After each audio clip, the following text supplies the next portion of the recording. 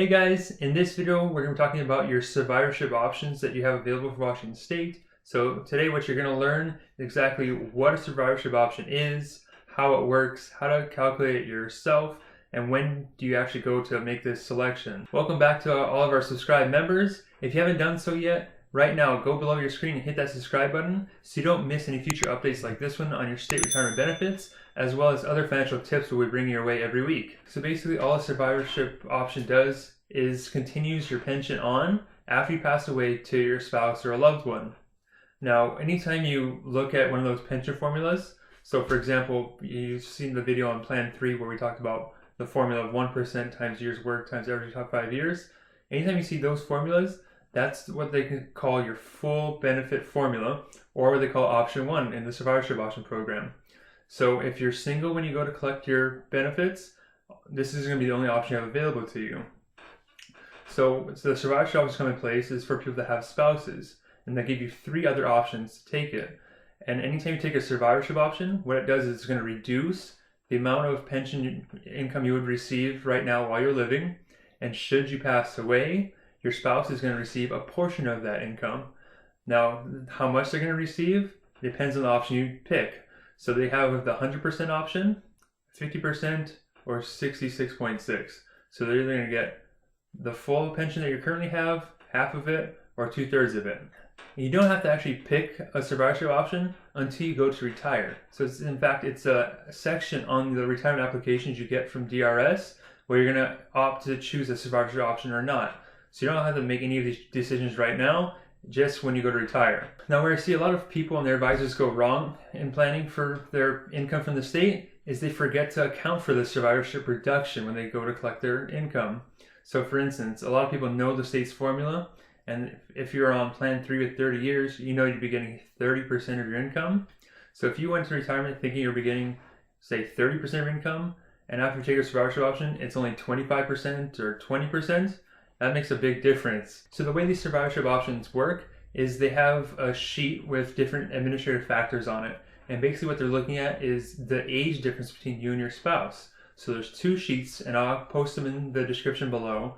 But one is if your spouse is older than you, that's going to be your beneficiary or survivorship option. Or one is if your spouse is younger than you. So they have different administrative factors or reduction values. All right, so this sheet here is how you actually calculate the reduction you'd take if you elected a survivorship option. Now remember, option 1 is to take the pension in full and there's no beneficiary or survivor on the account. So that's going to be the max pension. So if you want to pick options 2, 3, or 4, this is how you look at it. So people on Plan 1 will be obviously on these 3 columns here. People on Plan 2 and 3 are all going to be on the same column here. So option 2 is the 100% option.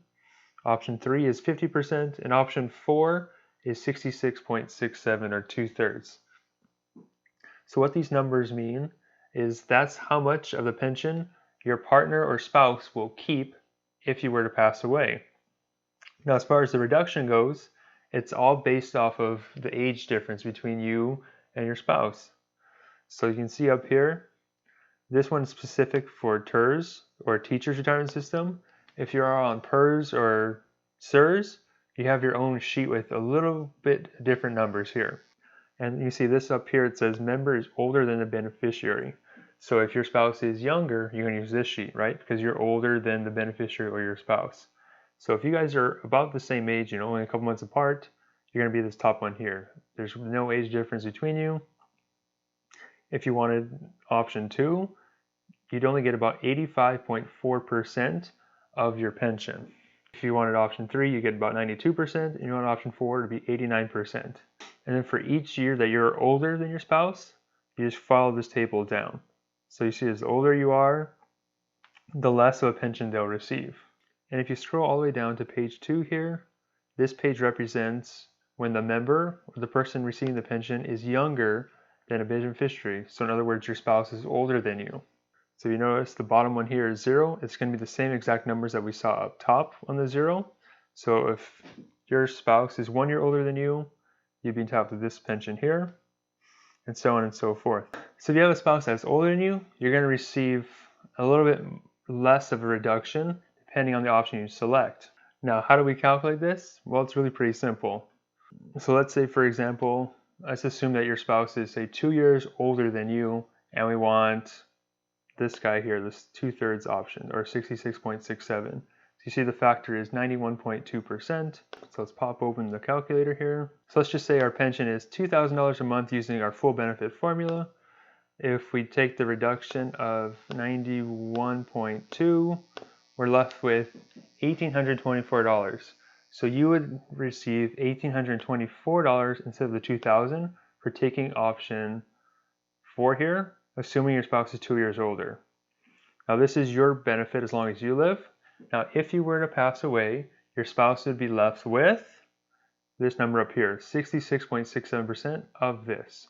So you'd have to times it by 66.67, and they would be left with $1,216 a month.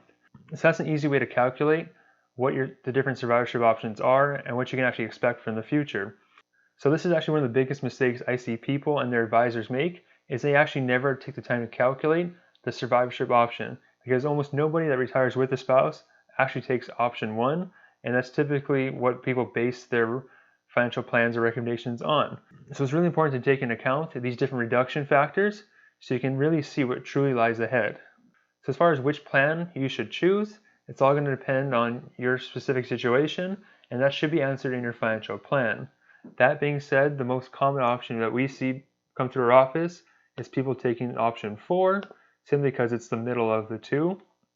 But again, your situation is going to be specific to you, so it's important you sit down and look over these options in detail before choosing one. And this is why it's so important to work with an advisor that specializes in your state retirement benefits, so you don't miss these little things that can cause you a lot of headache and stress down the road and may make you rethink retiring so soon. If you found that helpful, please give it a thumbs up and share it with a friend of yours. And check out this video here on the 6 different steps to take when you're going to transition from working for Washington State into your retirement. I'll see you guys next week, and remember that your future depends on what you do today.